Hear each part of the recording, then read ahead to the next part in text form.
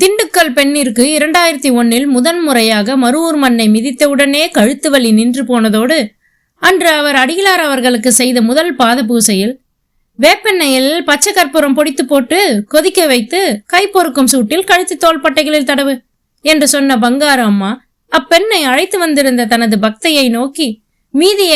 அம்மா புத்தகத்தை பார்த்து நீ எப்பவும் சொல்விய அது மாதிரி செய்ய சொல்லிடு என சொல்லி முடிக்க அவரது பக்தைக்கோ ஆனந்த அதிர்ச்சி. அம்மா அருளிய ஆன்மீக வைத்தியம் என்ற புத்தகத்தை பார்த்து தனது பல்கலைக்கழக விடுதிகளில் உள்ள பெண்களுக்கு அவர்கள் வயிற்று வலி, முகப்பரு போன்ற தொந்தரவுகளுக்கு அம்மா மருந்தை சொல்லி அவர்களை கடைபிடிக்க வைக்கும் தனது வழக்கத்தினை பங்காரு அம்மா அங்கீகரித்ததாக மகிழ்ந்து தன் தோழிக்கு நாட்டுக்கோழி முட்டை வெள்ளைக்கரு மருந்தினை விடுதியிலேயே கடைபிடிக்க வைத்து குணம் பெற்றார்கள்.